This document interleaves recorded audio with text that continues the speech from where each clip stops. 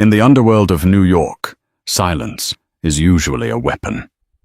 But for Don Lucien Moretti, the most feared man on the East Coast, silence was a curse. His only son, the heir to a billion-dollar empire, was born into a world without sound. For 4 years, doctors said it was hopeless. Rivals laughed behind their hands. The boy was broken. But they were all wrong. The truth wasn't in the medical charts. It was hiding in the nursery. And the only person who knew the dark secret was the one person nobody looked at the maid. What she pulled out of her apron pocket didn't just cure a boy. It brought the entire Moretti empire to its knees. This is the story of the silent heir. The rain battered against the reinforced glass of the penthouse in Tribeca, but inside the air was still. It was the kind of stillness that suffocates. Lucien the Saint Moretti stood over the crib. He was a man who could order a hit on a chaotic rival in Chicago without his pulse rising above 60. He wore bespoke suits cut from Italian silk and carried himself with the weight of a king. But looking down at the newborn, his shoulders slumped. He didn't startle, Lucien said, his voice a low rumble. The door slammed. The thunder. He didn't blink. Isabella. Isabella Moretti sat in the velvet armchair nearby, nursing a glass of vintage Pinot Noir. She was breathtakingly beautiful, a former pageant queen from Sicily, with eyes like ice and a heart to match. She swirled the wine, looking bored. The doctors said it takes time, Renzo. Don't be dramatic. But Lucien wasn't being dramatic. He was being practical. In the Moretti family, weakness was a death sentence. A deaf Don. It was impossible. You needed to hear the whisper of betrayal before it became a shout. 6 months later, the diagnosis was official. Dr. Aris Thorne, a specialist from Mount Sinai, who had been paid 3 times his salary to make a house call, wiped his glasses nervously. It is profound sensorineural hearing loss, Mr. Moretti, the doctor stammered, avoiding the Don's gaze. The auditory nerve is unresponsive. Little Leo. He lives in total silence. Lucien looked at his son. The boy Leo was perfect in every other way. He had the Moretti dark curls and olive skin. But he sat on the exam table staring blankly at the wall, unresponsive to the devastating news being delivered about his life. Fix it, Lucien commanded. I can't. It's genetic or perhaps a developmental anomaly. Hearing aids won't work. Implants might, but the nerve damage looks extensive. Isabella sighed, standing up and smoothing her dress. Well, that's that then. We tried. Perhaps we can send him to that facility in Zurich, the one for special cases. Lucien whipped his head around his eyes, flashing with a violence that made the doctor flinch. He is my blood, Isabella. He stays. But as the years ticked by, the resolve in Lucien's heart began to rot. Leo grew into a toddler, then a 4-year-old. He was silent, isolated, and disconnected. He didn't speak. He only made guttural noises. When Lucien tried to teach him to show him the business, or even just play catch, the barrier of silence was a wall he couldn't punch through. The other families began to circle. The Russos, a rival clan operating out of New Jersey, had already started making jokes about the mute Moretti. Lucien felt his power slipping. He began to look at his son, not with love, but with resentment. And in the shadows of the mansion, watching it all, was Clara. Clara Vance was 24, with tired eyes and rough hands. She was the maid hired specifically to handle the difficult tasks regarding Leo that Isabella refused to do. Clara changed him, fed him, and held him when he cried tears that made no sound. Clara was invisible to people like Lucien and Isabella. She was furniture, but furniture sees everything. Clara noticed things that the high-priced doctors missed. She noticed that Leo didn't respond to loud noises, yes. If you clapped behind his head, nothing. But one afternoon, while cleaning the nursery, she dropped a heavy silver serving tray. It hit the floor with a massive clang. Leo didn't turn around, but his hand, which was resting on the wooden floorboards, twitched. He felt the vibration, she thought. That was normal for the deaf. But then a week later, something stranger happened. Clara was humming, a low, melancholic lullaby her grandmother used to sing in the hills of Colombia. She wasn't loud. She was rocking Leo to sleep. As she hit a specific low note, a deep hum in her chest, Leo's eyes snapped open. He looked directly at her lips. It wasn't a look of confusion. It was a look of recognition. Clara's heart hammered against her ribs. She stopped humming.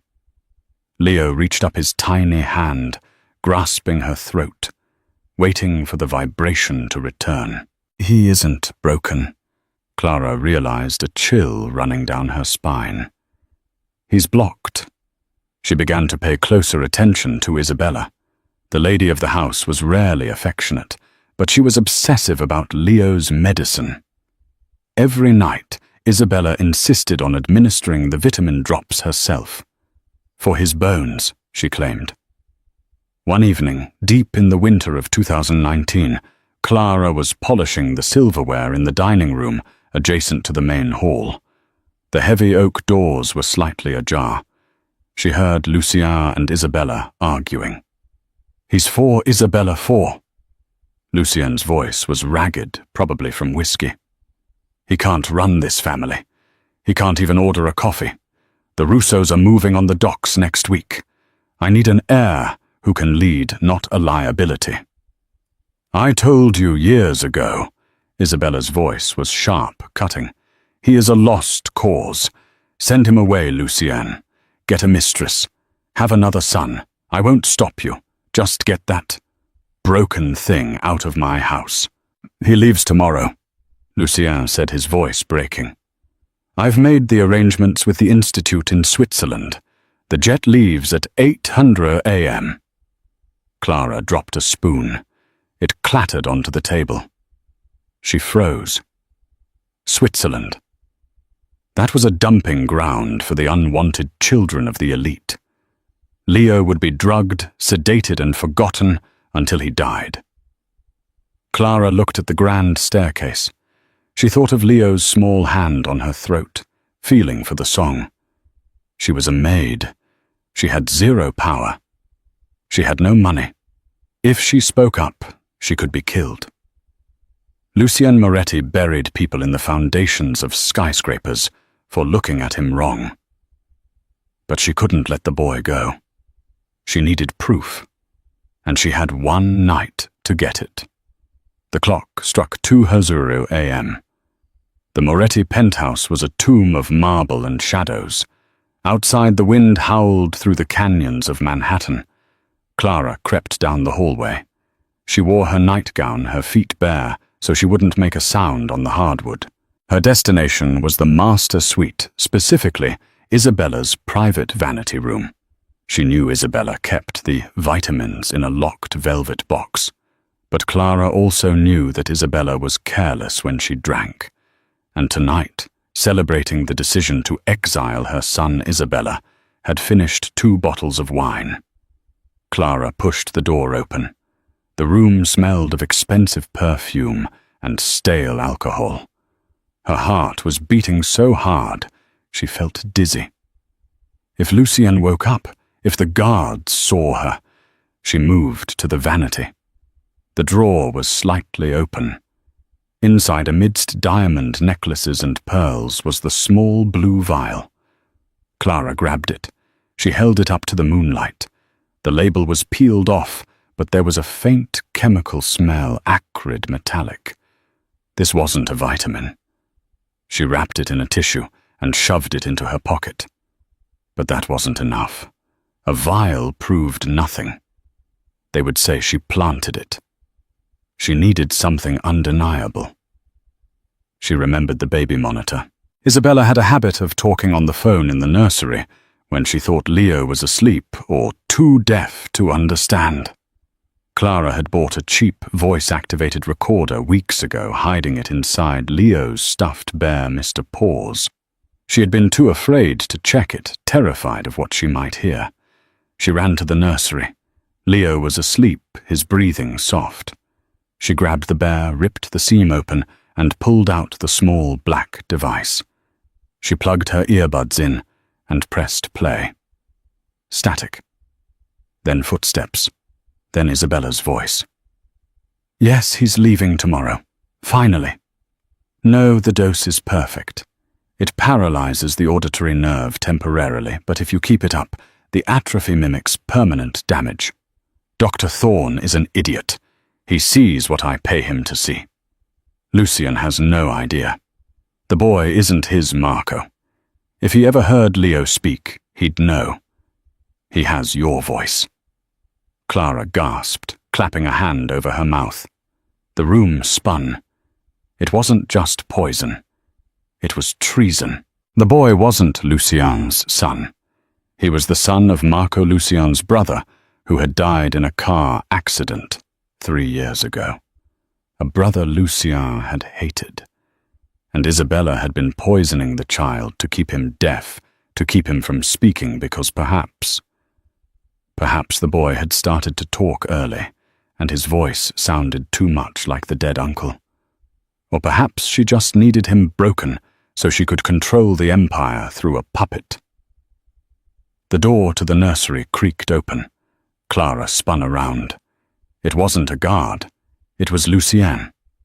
He stood in the doorway wearing a silk robe, a glass of whiskey in his hand. He looked like a ghost. He had come to say goodbye to his son one last time before sending him away. He saw Clara standing over the crib, clutching the teddy bear and a vial. Clara. His voice was dangerous, low. What are you doing to my son? Clara trembled. This was it. She could die right now. She saw the bulge of a gun in the pocket of his robe. He never went anywhere unarmed. Mr. Moretti, she whispered, get away from him. Lucien stepped into the room, his eyes adjusting to the dark. You're stealing from a child. No, sir. Get out, Lucien snarled, before I throw you off the balcony. You are sending him away tomorrow, Clara said, her voice shaking but gaining strength. Because you think he is broken. That is none of your business. Go. Pack your bags. You're fired. He isn't deaf, sir. Lucien froze. The silence in the room was heavier than lead. He laughed, a dry, humorless sound. I have reports from the best doctors in the world. Do not insult me with fairy tales. The doctors were paid, or they were fooled. Clara took a step forward. The fear was evaporating, replaced by a fierce protectiveness. And he isn't broken. He is drugged. Lucien's face darkened. He reached for his gun. You are insane. I should shoot you where you stand for spewing lies. Look at this, Clara cried out. She didn't pull out the gun. She didn't pull out a knife. From the pocket of her apron, she pulled out a silver tuning fork. Lucien paused, confused. A tuning fork. Watch, Clara said. She walked over to the sleeping boy. She didn't strike the fork. Instead, she took the blue vial she had stolen from Isabella's room. She dipped the end of the tuning fork into the liquid. This is what your wife gives him every night. It's heavy lead acetate mixed with a nerve blocker. It doesn't just stop hearing. It creates a sensitivity to specific frequencies. It makes sound hurt. Lucien watched his hand hovering over his weapon. "What are you doing?" Clara struck the tuning fork against the side of the crib. It rang out with a pure, high-pitched A note. The reaction was instantaneous and violent. Leo didn't just wake up. He screamed. He clapped his hands over his ears, curling into a ball, sobbing in agony. "Make it stop! Make it stop!" the boy shrieked. Lucien dropped his whiskey glass. It shattered, shards flying everywhere. He wasn't looking at the glass. He was staring at his son. His son who had just spoken clear, perfect English. His son who was writhing in pain from a sound he wasn't supposed to be able to hear. Clara silenced the fork with her hand. Leo's crying subsided to a whimper.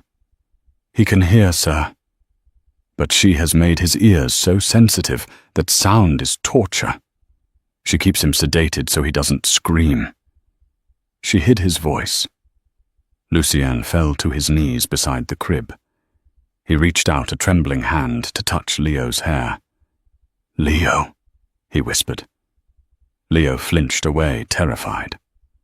Lucien looked up at Clara, his eyes burning with a mixture of hope and apocalyptic rage. "Why?" he asked. "Why would she do this?" Clara reached into the teddy bear and pulled out the small black recorder. "Because," Clara said, holding the device out to the Mafia Don, "she needed to make sure you never heard the truth about whose son he really is." She pressed play. Isabella's voice filled the room, confessing her affair with Marco Lucien's dead brother. Lucien Moretti listened. The man known as the Saint disappeared. In his place, a demon began to rise. His face went completely slack, devoid of humanity. He stood up slowly. He took the recorder from Clara. He took the vial. "Lock the door," Lucien said. His voice was no longer a rumble. It was the hiss of a blade being drawn from a sheath. "Stay with the boy. Cover his ears." "Where are you going, sir?" Clara asked, though she already knew. Lucien turned to the door, his silhouette framed by the hallway light. "I'm going to have a conversation with my wife." The hallway leading to the master suite was 60 feet long, lined with portraits of Moretti ancestors who had killed to build this empire. Lucien walked past them, his footsteps silent on the Persian runner. The rage inside him wasn't a fire. It was a black hole, cold and consuming. He reached the double mahogany doors. He didn't kick them open. He didn't shout. He turned the brass handle with the gentle precision of a surgeon and slipped inside. Isabella was seated at her vanity, the very place Clara had raided just minutes before. She was removing her diamond earrings, watching her own reflection with a detached sort of admiration. The room smelled of lavender, and something sharper, the metallic tang of the cleaning solution she used to wipe her jewelry. "You're up late, Renzo," she said, not turning around. She watched him through the mirror. "Did you say your goodbyes to the defective one?" The jet pilot texted. "He's ready for the morning." Lucien closed the door behind him. The lock clicked. The sound was small, but in the cavernous silence of the room, it sounded like a gunshot. Isabella paused, her hand hovering over a pearl necklace. She saw something in his reflection, a stillness that terrified her. "Why is the door locked?" she asked, her voice losing its bored lilt. Lucien walked to the center of the room. He held up the small blue vial. Isabella's eyes widened just a fraction. An amateur would have missed it. But Lucien Moretti made his living reading the micro-expressions of liars before he executed them. "I found this," Lucien said softly, "in the nursery." "Clara!" Isabella spat the name out like a curse. She spun around on her stool, her silk robe flaring. "That little rat! She's been stealing from me. I told you she was no good. That's my sedative, Lucienne. I take it for migraines. She must have dropped it in there. And this, Lucienne held up the teddy bear. Its stomach ripped open, the black recorder dangling from its innards. Isabella went still. True fear began to creep into her posture. She stood up, smoothing her robe, trying to regain the height advantage. I don't know what that is. You're being paranoid. You've been drinking. Lucienne walked to the high-end sound system Isabella used to play opera while she dressed. He plugged the small recorder into the auxiliary port. Let's listen to an aria, Isabella. He pressed play. Her voice, amplified by $10,000 speakers, filled the room. The confession was inescapable. The details of the poison, the mockery of Lucienne's intelligence, and then the crushing blow, the admission about Marco. The boy isn't his Marco. If he ever heard Leo speak, he'd know. He has your voice. Isabella stood frozen, her face drained of color, leaving her looking like a marble statue. When the recording ended, the silence that followed was heavy enough to crush bones. Lucien looked at her. He felt a phantom pain in his chest. Not heartbreak, he and Isabella had been a business arrangement, a union of two powerful Sicilian families. The pain was pride. It was the humiliation of raising his brother's son. Marco, the brother who had tried to usurp him, the brother who had sold secrets to the feds. The brother Lucien had personally eliminated 3 years ago. Marco, Lucien whispered. The name tasted like ash. Isabella let out a shaky breath. She realized there was no way out. The cornered animal instinct took over. She didn't beg. She sneered. He was twice the man you are, she said, her voice trembling but venomous. Marco had fire. You are a calculator in a suit. You're boring, Lucien. You're cold. So you slept with my brother, Lucien said, taking a step closer. And when he died, you realized the boy looked too much like him. So you broke him. You tortured an innocent child to hide your sin. I did what I had to do, Isabella screamed, backing up until she hit the vanity table. Perfume bottles rattled. If you knew he was Marco's, you would have killed him. I saved his life. You didn't save him, Lucien said. You erased him. You made him a ghost in his own home. And what now? Isabella challenged, her eyes darting to the phone on the bedside table. You kill me. The daughter of the Gambino family. My father will burn New York to the ground if I stop breathing.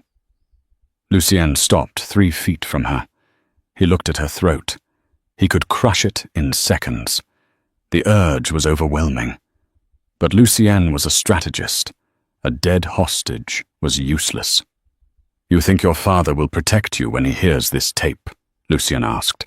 When he hears you betrayed a sacred marriage pact, when he hears you poisoned a child of our blood, the old world Italians. They don't look kindly on mothers who harm their sons. Isabella flinched. She knew he was right. Her father adhered to the old code. But I'm not going to kill you, Lucien said. He reached into his pocket and pulled out his phone. He typed a quick message to his head of security, a man named Dante. Lockdown, level 5. No one in or out. I'm going to keep you here. Lucien said, his voice dropping to a terrifying whisper. In this room. I'm going to board up the windows. I'm going to cut the phone lines. And every day, I'm going to play this recording over the speakers, over and over again. You can't. And for dinner, Lucien interrupted, placing the blue vial on the vanity table. You will take your vitamins, the same dose you gave the boy. Let's see how much sound hurts you after a month. He turned to leave. Lucien, she shrieked, lunging for him. He backhanded her. It was a single, precise motion. She flew backward, crashing into the vanity mirror. The glass shattered spiderwebbing around her reflection. She slumped to the floor, blood trickling from her lip. "You're a fool," she hissed, spitting blood. "You think you've won? You think the Russos don't know Marco was working with them before he died? They know about the boy. They know he's the key to the trust fund your father set up. Why do you think I wanted him sent to Switzerland to hide him from them?" Lucien paused at the door. "The Russos. They're coming, Lucien." Isabella laughed, a manic, broken sound. "I told them the jet leaves at 8 Hazura a.m. They planned to hijack the car. But if the car doesn't leave, they'll come here. Tonight." Lucien looked at the grandfather clock. It was 2:25 a.m. He didn't say another word. He stepped out, locked the door from the outside, and snapped the key off in the lock. He had to get to the nursery. The nursery was bathed in the soft glow of a nightlight shaped like a moon. The storm outside had intensified thunder, rumbling like artillery fire in the distance. Clara sat on the floor, her back against the crib. She had the tuning fork in her lap, clutching it like a weapon. Her hands were shaking, but her eyes were fixed on the door. When the handle turned, she flinched, raising the fork. It was Lucien. He looked different. The pristine suit was rumpled. His knuckles were bruised, but it was his eyes that had changed. The icy detachment was gone, replaced by a chaotic storm of betrayal, fear, and a strange, desperate curiosity. He closed the door and locked it. He dragged a heavy oak dresser in front of it. "Sir," Clara whispered, standing up. "Isabella is handled," Lucien said. He didn't look at her. He looked at the boy curled up in the crib. "She said the Russos are coming. We have to move." Clara gasped. "The Russos here." "She sold us out, or Marco did. It doesn't matter." Lucien walked to the crib. Leo was awake. He was staring at Lucien with wide, terrified eyes. The boy pressed his back against the bars, pulling his knees to his chest. He expected the man to look through him, to ignore him, or to look at him with disappointment. Lucien reached out a hand. Leo flinched violently, covering his ears. "Don't," Clara said, stepping forward. She was speaking to the Don of New York, like he was a child, but she didn't care. "He associates you with the loud noises, the shouting, the slamming doors. To him, you are a source of pain." Lucien pulled his hand back as if burned. "He can hear me now." "Yes," Clara said, "but everything is too loud. His brain hasn't learned to filter background noise. The thunder probably sounds like a bomb. Your voice, it's deep. It vibrates in his chest." Lucien looked at his son. He looked for Marco in the boy's face. He saw the chin, the shape of the nose. It was undeniable. This was the son of the man who had tried to kill him. This was the blood of a traitor. But then Leo whimpered, a soft, pathetic sound. "Please don't hurt me." Lucien felt something fracture in his chest. He remembered holding Leo when he was 1 day old. He remembered the promise he made to his father on his deathbed. Protect the family. Family wasn't just blood. It was the ones you stood in front of when the bullets started flying. "Clara," Lucien said, his voice rough. "Pack a bag. Essentials only. No electronics. They can track phones." "Where are we going?" "The safe house in the Catskills. It's off the grid." Clara scrambled to the changing table, shoving diapers, clothes, and warm sweaters into a duffel bag. Lucien knelt by the crib. He needed the boy to trust him. They had to move fast, and if Leo screamed, it would alert the guards, some of whom might be on Isabella's payroll. "Leo," Lucien whispered. He tried to make his voice as soft as Clara's. Leo looked at him, tears brimming in his dark eyes. Lucien didn't know sign language. He didn't know how to communicate with the son he had ignored for 4 years. He felt a wave of shame so potent it nearly brought him to his knees. He looked at Clara. "How do I tell him he's safe?" Clara paused in her packing. She looked at the tuning fork on the floor. "Don't tell him," she said. "Show him. Vibration is his language." Lucien picked up the silver tuning fork. He held it up so Leo could see it. The boy's eyes tracked the silver metal. He braced himself for the pain. But Lucien didn't strike it hard. He tapped it ever so deeply against the mattress. A low, soft hum. He placed the handle against the wooden railing of the crib near Leo's hand. Leo felt the wood buzz. It wasn't the sharp, piercing scream of the high note Clara had used to prove the point. It was a low, steady thrum, a grounding frequency. Lucien put his own hand on the rail right next to Leo's. He let the vibration connect them. "I feel it too," he was saying. "I am here." Leo looked at Lucien's hand. Then he looked at Lucien's face. The fear didn't vanish, but the panic receded. The boy slowly uncurled his legs. He reached out a hesitant finger and touched Lucien's thumb. Lucien closed his eyes. The touch was electric. "I've got you," Lucien whispered, though he knew Leo couldn't understand the words, only the intent. "I've got you." Boom. A massive explosion rocked the building. The glass of the nursery window rattled violently. The power cut out instantly, plunging the room into darkness. "They're here," Lucien said, his voice shifting instantly from father to killer. Emergency lights flickered on in the hallway, casting eerie red shadows under the door gap. Gunfire erupted downstairs, the distinct chug-chug-chug of suppressed automatic weapons. "The elevator is a death trap," Lucien said, standing up and pulling a Sig Sauer P226 from his waistband. He racked the slide. "We have to use the service stairs." "Sir, he can't walk fast enough," Clara said, clutching the bag. "I'll carry him." Lucien scooped Leo up. The boy started to cry at the sudden movement and the deafening noise of the alarms blaring through the penthouse. "His ears!" Clara shouted over the siren. "The alarm is killing him." Leo was screaming now, a sound of pure agony clawing at his ears.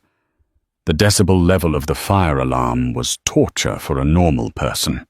For Leo, with his chemically stripped nerve endings, it must have felt like ice picks in his brain. Lucien looked around frantically.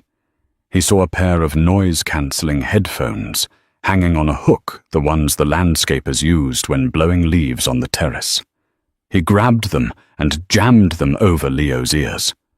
The boy's screaming stopped instantly. He went limp in Lucien's arms, sobbing quietly into his father's silk shirt. "Stay behind me," Lucien commanded Clara. "If I shoot you, drop to the floor. Do not hesitate. Do not look away. If I go down, you take the gun, and you shoot anything that isn't me. Do you understand?" Clara nodded, her face pale, but her jaw set. She was a maid who scrubbed floors and changed diapers. But tonight, she was a soldier. Lucien kicked the dresser away from the door. He opened it a crack. The hallway was filled with smoke. He could hear boots thudding on the marble floor. "Clear," he whispered. They moved into the corridor. The red emergency lights turned the opulent penthouse into a descent into hell. They reached the stairwell door. Lucien put his hand on the knob. He paused. He looked back at Clara. "You saved him." Lucien set his eyes hard. "Now I save you." He threw the door open. 3 men in tactical gear were coming up the stairs. They looked up surprised. Lucien didn't blink. Bang. Bang. 3 shots. 3 bodies tumbled backward down the concrete steps. "Move!" Lucien roared. They began to run down the 40 flights of stairs, carrying the secret that would saw the underworld apart. The stairwell was a concrete throat, swallowing them whole. The air was cold, smelling of damp cement, and the sharp copper scent of blood from the men Lucien had left on the landing above. They were on the 20th floor. 20 more to go. Lucien moved with a terrifying rhythm. Step scan, descend. Step scan, descend. He carried Leo against his left shoulder, his gun held low in his right hand. The boy was heavy, a dead weight of exhaustion and shock, the noise-cancelling headphones making him look like a tiny astronaut lost in space. Clara ran behind them, her breath hitching in her chest. She gripped the strap of the duffel bag so hard her knuckles were white. She stared at Lucien's back, the way the muscles tensed under the ruined silk suit, the way he shielded the boy's head every time they turned a corner. It was a contradiction she couldn't reconcile the killer who had just executed 3 men without blinking, and the father cradling a child with the tenderness of a saint. "My legs," Clara gasped at the 10th floor. "I can't." Lucien stopped. He didn't snap at her. He didn't tell her to hurry up. He turned his face smeared with soot and sweat and looked her in the eye. "You can," he said. It wasn't a pep talk. It was a statement of fact. "You are the only mother he has ever known. If you stop, he dies. Do you understand?" The word mother hit her harder than a bullet. It gave her a surge of adrenaline that had nothing to do with fear and everything to do with duty. She nodded. "I'm ready." They burst out of the stairwell into the underground garage. It was a cavernous space, dimly lit by flickering fluorescent tubes. The shadows stretched long and distorted between the rows of luxury cars, Ferraris, Bentleys, Porsches. "The SUV," Lucien whispered, pointing to a black Mercedes G-Wagon parked in the corner. "It's armored. Bulletproof glass. Run." They sprinted across the polished concrete. They were 20 feet away when the shadows moved. From behind a concrete pillar, a figure stepped out. It was Dante Lucien's head of security, the man Lucien trusted with his life. Dante held a submachine gun leveled at Lucien's chest. "I'm sorry, boss," Dante said, his voice echoing in the vast garage. "The Russos, they offered me 5 million. And my family. They have my family." Lucien didn't stop moving. He didn't plead. He kept walking toward the car, shielding Leo with his entire body. "Put the gun down, Dante," Lucien said calmly. "You know I don't miss. I can't let you leave." "I'm holding my son," Lucien said. His voice dropped an octave. "Look at him, Dante. You held him at his christening. You want to bury a child." Dante's eyes flickered to the boy. For a split second, he hesitated. The muzzle of the gun dipped an inch. That inch was all Lucien needed. He didn't shoot Dante. He couldn't risk the recoil disturbing Leo or a stray bullet ricocheting. Instead, Lucien raised his gun and fired a single shot into the fire suppression pipe running along the ceiling directly above Dante's head. Ping! The pipe burst. A high-pressure jet of chemical foam and water blasted downward, hitting Dante with the force of a fire hose. Dante stumbled back, blinded his gun firing wildly into the ceiling. "Get in the car!" Lucien roared. He shoved Clara into the back seat and threw Leo into her arms. He dove into the driver's seat, keyed the ignition, and the V8 engine roared to life, a beast waking up. Dante had recovered. He was wiping the foam from his eyes, raising his weapon again. Other men were pouring out of the elevators, now firing at the car. Thwack, thwack, thwack. Bullets slammed into the windows. Spiderwebs of white cracks bloomed on the glass, but the reinforced polycarbonate held. Inside it sounded like hail on a tin roof. Leo woke up. He couldn't hear the gunshots because of the headphones, but he saw the cracks appearing in the window next to his face. He saw the flashes of muzzle fire.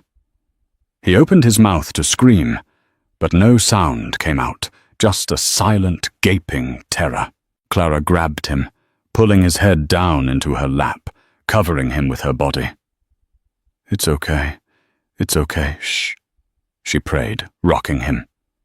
Lucien shifted into gear and slammed on the gas. The G-Wagon surged forward. He didn't aim for the exit ramp. He aimed for the blockade the Russo soldiers were setting up at the gate.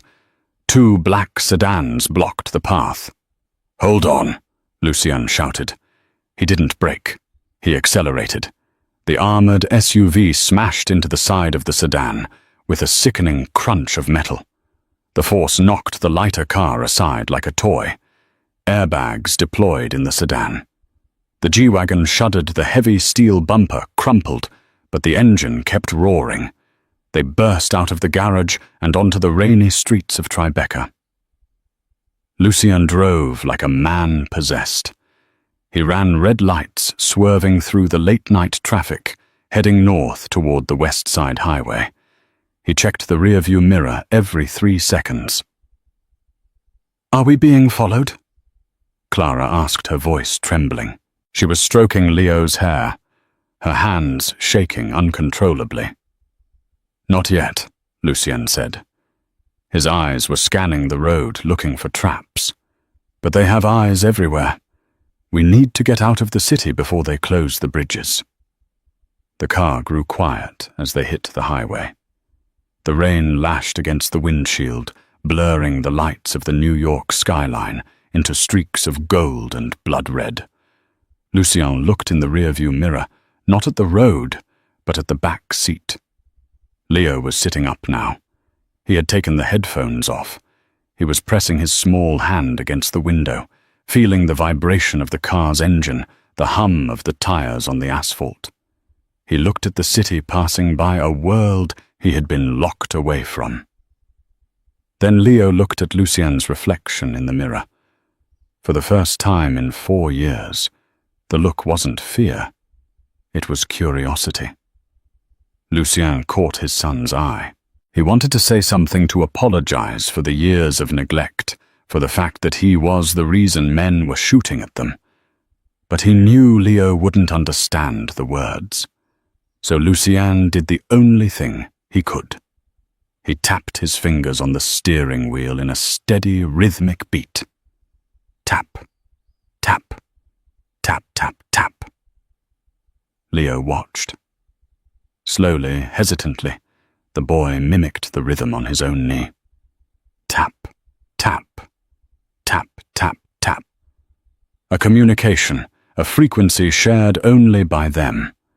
Lucien turned his eyes back to the road, blinking away a burning sensation in his eyes. For a man who dealt in death, he had never felt so terrified of losing a life. The safe house was a hunting cabin, deep in the Catskill Mountains, buried at the end of a 3-mile dirt road that wasn't on any GPS. It was a relic of the Prohibition era, built by Lucien's grandfather, to store bootlegged whiskey. They arrived just as dawn was breaking, a grey, bruised light filtering through the dense pine trees. The rain had turned to a wet, heavy mist. Lucien killed the engine. The silence of the woods was absolute. No sirens, no city hum, just the wind in the trees. "We're here," Lucien said. He sounded exhausted. The adrenaline was fading, leaving behind the bruising ache of reality. Clara unbuckled her seatbelt. Leo was asleep in her lap, his breathing hitchy and uneven. "He's burning up," Clara whispered, touching his forehead. "Lucien, he's so hot." Lucien got out and opened the back door. He lifted Leo out. The boy was limp, his skin flushed a sickly red sweat, matting his dark curls to his forehead. "It's the withdrawal," Lucien said grimly, carrying him toward the cabin. "Isabella's poison. His body is craving the sedative." They entered the cabin. It was cold, smelling of cedar and dust. Lucien laid Leo on the oversized leather couch and immediately went to the fireplace. He moved with mechanical efficiency, chopping kindling, striking a match, getting a fire roaring to chase away the damp chill. But the heat didn't help Leo. Within an hour, the boy woke up screaming. It wasn't a scream of fear this time. It was physical pain. He arched his back, clawing at his ears, his skin, his stomach. He threw up bile onto the rug. His eyes were rolled back, unfocused. "Make it stop!" Leo shrieked, his voice raspy. "My ears!" "It hurts, it hurts." Clara sat on the floor with him, pulling him into her lap, indifferent to the vomit. She rocked him, humming that low, vibrating lullaby against his temple. "I know, baby, I know. It's leaving your body. You have to fight it." Lucien stood by the window watching. He felt utterly powerless. He was a man who could fix problems with money or violence. He could negotiate treaties between warring crime families. But he couldn't negotiate with biology. He couldn't shoot a fever. He paced the room, his hands clenched into fists.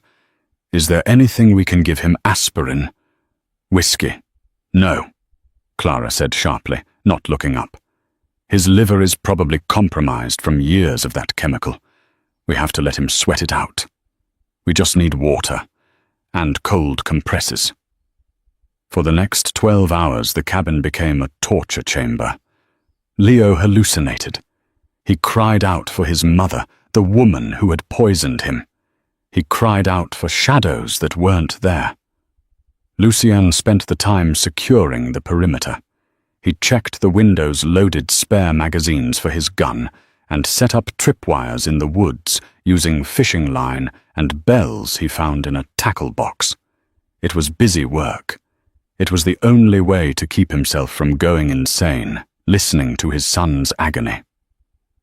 By nightfall, the worst of the screaming had stopped. Leo had collapsed into a fitful, whimpering sleep.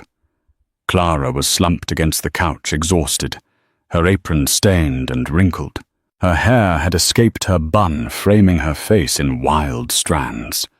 Lucien walked over to her. He held out a glass of water. "Drink," he said. Clara took it, her hands shaking. She drained the glass in one gulp. "He's stabilizing," she whispered. "His pulse is slower. The fever is breaking." Lucien sat down on the heavy wooden coffee table facing her. The firelight cast deep shadows on his face, making him look older, more jagged. "You knew," Lucien said softly. "About the humming, about the vibration. How long?" Clara looked at Leo. 6 months, maybe more. I suspected, but I was afraid to hope. You should have told me." "Told you?" Clara let out a short, bitter laugh. She looked at him now, her dark eyes flashing with a sudden anger. "Told the great Lucien Moretti, the man who never visited the nursery, the man who looked at his son like he was a broken appliance. You would have fired me. Or worse." Lucien didn't flinch. He deserved that. "I thought he was—" "You thought he was weak," Clara interrupted. "And in your world, weak things get eaten. So you stopped loving him." Lucien looked down at his hands. "I didn't stop loving him. I stopped looking at him. Because every time I looked, I saw my own failure." He paused, the silence stretching. Then he decided to bleed. He decided to tell her the truth that was rotting inside him. "And now, Lucien said, his voice barely a whisper. "I look at him, and I see Marco." Clara went still. "His father?" "Marco was my older brother," Lucien said, staring into the fire. "He was charming, loud. Everyone loved him. But he was greedy. He sold our shipping routes to the Russians. He let drugs into neighborhoods we promised to keep clean. He was going to destroy the family from the inside." Lucien looked up at Clara. His eyes were dry, but they were haunted. "Isabella said he died in a car accident. He didn't. I put a bullet in his heart 3 years ago. I killed my own brother, Clara, to save the family." Clara covered her mouth. She had heard rumors everyone in the staff had, but hearing it from him was different. "And now," Lucien gestured to the sleeping boy, "I am raising his son, the son he made with my wife while I was out protecting the empire he was selling." He laughed a dark, self-loathing sound. "Isabella was right. It's poetic justice. I killed the father, so now I must save the son." Clara set the glass down. She crawled on her knees across the rug until she was right in front of him. She reached out and for the first time touched his hand. Her skin was rough, calloused from work, but warm. "You aren't saving him because of guilt, Lucien," she said firmly. "Then why?" "Because when the shooting started," Clara said, squeezing his hand, "you didn't ask if he was Marco's. You didn't ask for a paternity test. You put your body between him and a bullet. You are his father. Blood is just biology. Being a father is a choice, and tonight you made your choice." Lucien looked at their joined hands. The vibration of the fire, the crackle of the wood seemed to hum through him. "He needs to learn," Lucien said, his voice thickening with emotion. "If he survives this, he can't be weak. The Russos won't stop. Isabella won't stop. He needs to be strong. But he can't hear." "He doesn't need to hear to be strong," Clara said. "He just needs to be understood. You have to learn his language, Lucien. You have to stop trying to fix him and start trying to reach him." "Will you teach me?" Lucien asked. It was the most vulnerable question he had ever asked in his life. Clara looked at him. Really looked at him. She saw the monster the world feared, and she saw the man beneath it broken and trying to rebuild himself. "Yes," she whispered. Suddenly a soft sound came from the couch. "Papa!" Lucien and Clara both froze. They turned. Leo was awake. His eyes were open clear for the first time in days. He was looking directly at Lucien. Lucien's heart hammered against his ribs. He slid off the coffee table and knelt by the couch, bringing his face level with the boys. "I'm here, Leo," Lucien said, articulating slowly, so Leo could read his lips. Leo reached out a trembling hand. He didn't cover his ears. He touched Lucien's face. He traced the stubble on his jaw. He felt the vibration of Lucien's breath. Then Leo did something that broke Lucien Moretti completely. The boy tapped his finger on Lucien's cheek. Tap, tap, tap, tap, tap. The rhythm from the car. Lucien closed his eyes, a single tear escaping and tracking through the soot on his face. He took Leo's small hand and pressed it against his own chest, right over his heart. Thump, thump, thump, thump, thump. "I'm here," Lucien choked out. The fever had broken. The poison was gone. But the war was just beginning. 6 months later, the doors to the Moretti boardroom swung open. The air inside the smoky room shifted instantly. 12 of the most dangerous men in New York sat around the long mahogany table.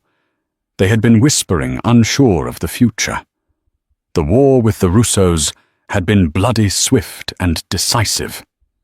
Lucien had burned their organization to the ground, fueled by a rage that terrified even his own soldiers. But the question remained, who was the heir? Lucien walked in first. He looked different. The weary father from the cabin was gone, replaced by a king in a sharp charcoal suit. But he didn't sit at the head of the table immediately. He stood aside. "Gentlemen?" Lucien's voice was calm, commanding. "You asked about the future of this family. You asked about my son." Clara walked in next. She was no longer wearing a maid's apron. She wore a tailored black dress, her head held high, looking every bit the matriarch of the most powerful crime family on the East Coast. And holding her hand was Leo. The boy was 5 years old now. He walked with a confidence that belied his age. He wore a miniature version of his father's suit. He didn't look at the floor. He looked at the men. One of the capos, a heavy-set man named Vinny, scoffed quietly. "The boy is deaf, boss, with all due respect to... How can he lead? He can't hear a lie coming." Lucien smiled. It was a cold, wolfish smile. "He hears more than you ever will, Vinny." Lucien tapped the table. Once. Leo's eyes snapped to Vinny. The boy had learned to read the room not by words, but by the micro-vibrations of human behavior. He watched Vinny's tapping foot. He watched the rapid pulse in Vinny's neck. He watched the way Vinny's hand shook slightly as he reached for his water. Leo looked up at Lucien and signed 2 words. His movements were sharp, precise. Clara translated her voice, steady. "He says the fat man is scared. He has a gun in his boot." The room went deathly silent. Vinny's face turned white. Lucien didn't need to give an order. 2 guards stepped forward, restraining Vinny. They checked his boot. A snub-nosed .38 Special clattered onto the floor. "You were meeting with the remnants of the Russo clan, weren't you, Vinny?" Lucien asked softly. Leo felt your heart beat from across the table. It was the rhythm of a traitor.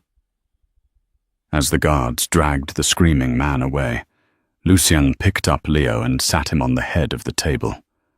The remaining capos looked at the boy with a new, terrifying respect. He wasn't broken. He was an apex predator who didn't need sound to hunt. Later that evening on the balcony of the penthouse, the city lights glittered below them like a sea of diamonds. "And Isabella?" Clara asked, leaning against the railing. "She is comfortable," Lucien said, lighting a cigar. "I sent her to that facility in Switzerland, the one she liked so much. The doctors there are very thorough. She is heavily sedated. For her own good, of course." It was a dark, poetic justice. The prison she had built for her son was now her home. Lucien put his arm around Clara, pulling her close. Leo was leaning against the glass, feeling the hum of the city, the vibration of the world he would one day rule. Lucien took a silver object from his pocket, the tuning fork. He tapped it lightly on the railing.